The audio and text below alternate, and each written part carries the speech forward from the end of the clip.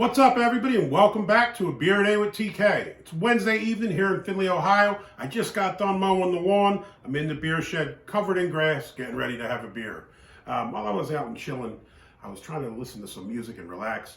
I don't know about you guys, but sometimes I have different playlists. Sometimes I go for vintage 80s and 90s rap. Sometimes it's metal. I just go older Metallica and Amon Amarth. Today, though, was a different kind of day. Today was a little ska punk day, so I had some old two-tone stuff with the specials, listen to some Rancid, Less Than Jake, all that kind of stuff as I powered through the lawn and proved that I belong in the suburbs for a little while, I guess. For those of you that might be new to the show, on Wednesdays I do WTF Wednesday.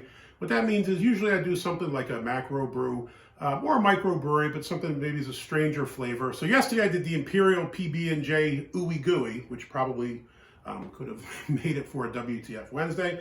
But today I'm going to do Time to Retire from Inside the Five Brewing. And these guys have two locations. One is in Sylvania and the other is in Perrysburg, Ohio. So this past weekend I went out with my wife up to Perrysville. We hit Inside the Five, Great Black Swamp Brewing, and then on the way back down I hit a couple of other places. Now, Time to Retire is an old ale. So why I chose this for my WTF Wednesday is old ales are kind of an interesting style of beer. Because they're kind of a wild card.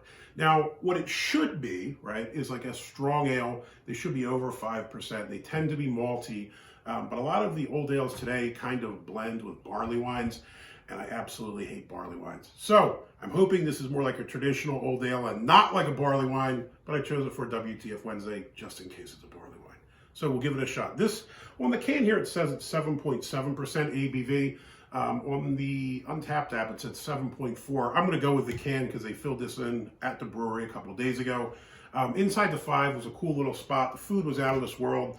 I had bangers and mac, so not bangers and mash. It was Irish sausages with macaroni and cheese. It was actually phenomenal. It was out of this world. I'd be going back again, even if they didn't have beer, just for the macaroni and cheese and Irish sausages. This brewery here, I think the other day I said it was owned by Bruce Gradkowski, former NFL quarterback from Toledo. Somebody had told me that at one of the breweries I was at. When I went to the website, I didn't see any mention of Mr. Gradkowski, although I did see mention of two other former NFL players. It would be Chris Morris and Brandon Fields. So I guess Chris Morris was an offensive lineman for Oakland Raiders, amongst other people, and Brandon Fields was a Pro Bowl punter for the Miami Dolphins. I guess both attended Michigan State together, and once they retired, figured out they both enjoy brewing and opened up these two brewery locations. Again, I did a couple of flights up there. Everything I had was pretty true to style and pretty good, so I was happy to get this to bring home and give it a shot. All right, anyway, let's move on. On Untappd, this had a 3.15. There was no mention of it on Beer Advocate whatsoever. So, after mowing the grass, it's time for a beer. See what this looks like. Color so far, it looks like it should. It's kind of that darker brown color you'd associate with maltier beers.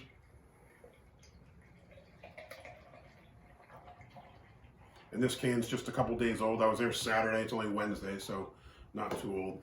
You look, we got a little bit of a sports bar motif on the can. People hanging out, watching some sports. I was wondering why they had green jerseys, and I was hoping it was because it was for the Eagles, right? Just kidding.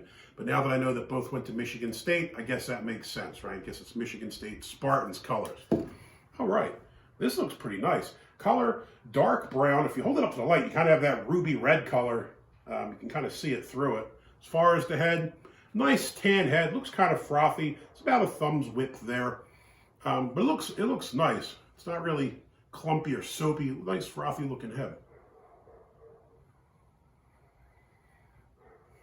Let's try to get my nose in here. My allergies have been a bit jacked up. Yesterday on the peanut butter beer, I couldn't really taste the peanuts at all. My wife said she could pick it up a bit, but maybe my allergies are messing my sinuses up and my sense of smell. Just kind of smells a bit malty, nothing too crazy. I was hoping you didn't have that really sweet smell that a lot of times you get with barley wines, because that would have been the number one turnoff that I'm gonna have to drink a whole bunch of barley wine I don't want. So it doesn't smell like that. Let's give it a shot. Cheers. Going with the super sweet Paulander glass.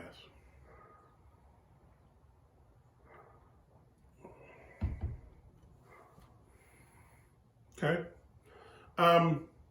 Medium bodied.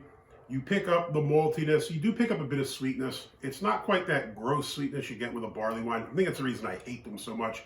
that sweetness is like a cloying sweet taste that I really hate. When I discuss barley wines, that taste to me is like, I don't know, if you've ever been sick and you have that stomach bile thing, it's like some nasty sweetness. That's what barley wines taste like to me. I'm sure there's people out there that love them and think I'm nuts, but that's what I usually associate it with. This has a wee bit of sweetness, but it's not that bad. So 7.4%, 29 IBUs. You mostly pick up kind of a roasty malt thing, which is a very nice taste. You do pick up a bit of sweetness, so lets you know there's a little bit of alcohol to it. But for 7.4%, it's not overly, I guess, alcoholic. You don't really get that alcohol nasty taste, so it tastes pretty solid. Yeah, it's a good choice. So time to retire, old ale. Thank God you don't taste like a gross barley wine. Thank God this is kind of true to style as an old ale, because I do quite enjoy this. I would definitely have another one, so inside the 5, you scored a touchdown. I would give you a thumbs up on this one.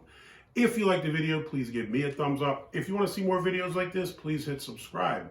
As always, you got any comments or questions, jump in down below. If you've been out to Inside the 5, let me know what you think about it. I went to the Perrysburg one. I haven't been to Sylvania yet.